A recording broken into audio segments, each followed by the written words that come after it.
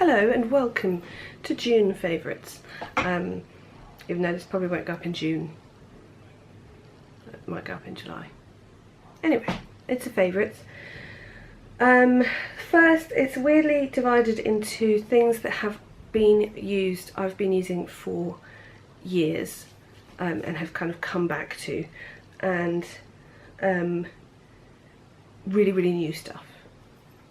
First thing is Collections Lasting Perfection Concealer, which I have been using for years, and I actually have it in my kit. It's that good. It's £4.19 and comes in 4 colours. So if you have dark skin, of course you are going to be neglected, because I don't think this will go dark enough for you. This is 2. I use a 2 or a 3, so make of that what you will. However, the reason I started using this again is I really wanted, and I do really want to love, the NARS creamy concealer, and I've used it on other people and really liked it, but on me it just doesn't work. It just sits in my under eye creases, and you know, it's £23 or something, and I just was like, why am I about to spend £23 on a concealer that every time I try it doesn't look nice on me? I'd happily have all of it in my kit, but this was a concealer for my under eyes, and I just wanted something with a doe foot applicator that I could swoosh on and pat in that would take a couple of minutes. And so I then thought, why am I not just rebuying Collections Lasting Perfection, because it lasts really well, it has really good coverage, it kind of works on the under eyes or on the spots, and it's £4.19, so I went and bought it again and I still love it. So that's one of my favourites. Another old favourite is the Max Factor Masterpiece Mascara, which has been around, I mean, I remember when it came out about 10 years ago, a bit less, and everyone fell in love with it then, and it's still amazing now. It's in my kit. It is probably the only plastic brush mascara that I like. It just gets every single lash. It's buildable, it doesn't clump. The way it's pointed at the end means you can get in at the smaller lashes. It's just kind of, and how much is it? £9.99. You get it brown or black. It's kind of faultless mascara. They do a waterproof version. They do a Masterpiece Max version for more volume. But what I really wanted was, when it's been really hot here, I've just wanted to literally wear like concealer, SPF and some mascara. So I didn't want the Max. I didn't want anything too full on. And this has just been that mascara for me. Also, I can get it on my Big Shot delivery, which always helps. Another old favourite is MAC Retro Matte in Dangerous, which you may, if you watch me, have seen in a lot of videos recently. I just love it. I can't carry off every colour red. I'm not lucky enough to have the complexion or the lip shape to be able to wear every kind of red.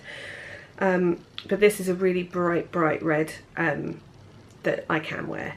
I think I fare slightly better on the oranger side than the blue side, and it just lasts all day, and it's bright all day, and it's just the most pick-me-up great colour.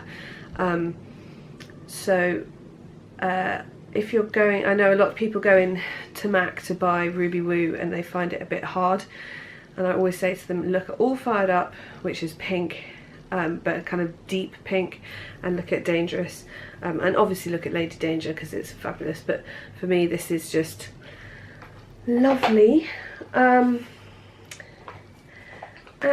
with it, and with a lot of my lipsticks at the moment, I've been wearing these, and I feel bad. I'm actually going to review them properly. I got sent them to try. I kind of missed the boat on reviewing them, because I was reviewing the Gwen Stefani palette at the same time, and then I thought, oh god, well, I've left it too late to review them, and I shouldn't have done. I should have just done it anyway, because they are great. And this is the Gwen Stefani for Urban Decay 714 and Rocksteady. So this is 714, which is a kind of slightly pinker, brighter red, but they just go with a lot of things, and actually they go on really nicely, they last really well, and what I really love to do with them is put Dangerous on, or put on even a nude that needs a bit of depth, and then just go around and do a bit of lining and blending with a lip brush, and they just add such nice definition, such good colours.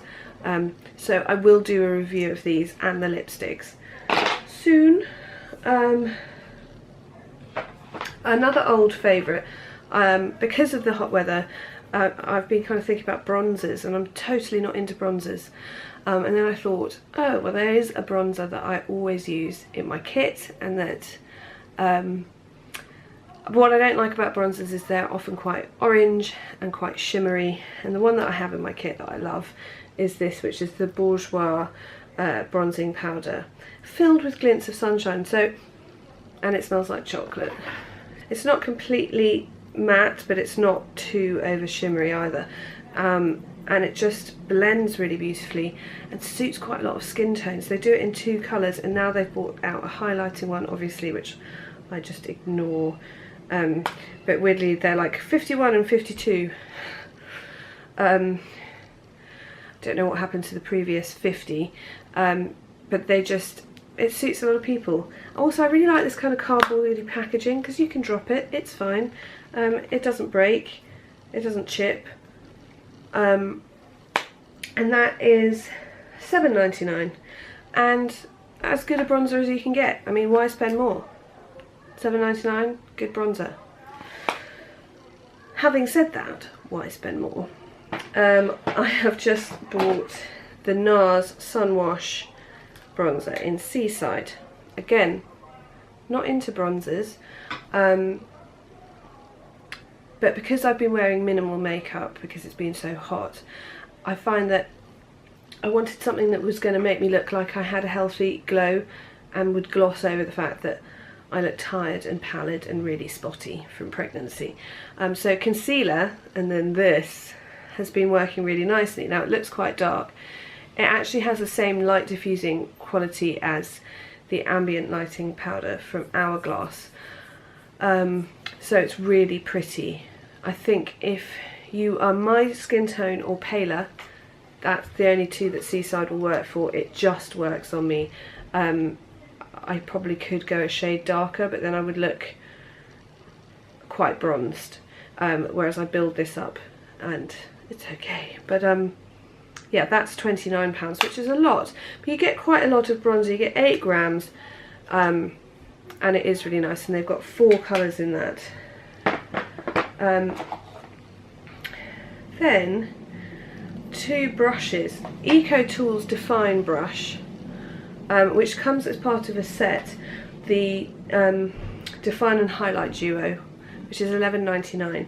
Now I would spend $11.99 on this brush on its own, because I just find it's a really nice size. Maybe I'll add a bit of that bronzer and you can just see what I mean. They obviously feel like you could use this as a contour brush and it would fit nicely there. And the other brush in the set is a fan brush, which I wasn't that keen on, so I actually gave that to a friend of mine. But this brush I just think is a really good all-rounder, good size, nice and fluffy, and I just find that brushes bigger than this quite often are too big for my face, so I really like that. And then the other one I really like is the Microblending, which does come on its own and is $4.99. Now can you see its shape? So they recommend this for concealer, and you could use it for concealer if you wanted, but for me it's just not the shape of brush I like for a concealer. If I'm going to use a brush for my concealer, I usually use my finger, but what it is perfect for is setting concealer with a loose powder, because you can get into where I wear a lot of concealer here. Because of the shape of the brush, it fits in there. Because it's flat, it really pushes the powder on without moving the concealer, because I can just push it on. And because it's big enough, it means that you're not pushing it on and leaving a sort of bit of powder. It just works really well. So that's it. That's all my favourites. Not very many, but they're just things that this month I've been using over and over and over again. All products will be listed below, and thank you so much for watching.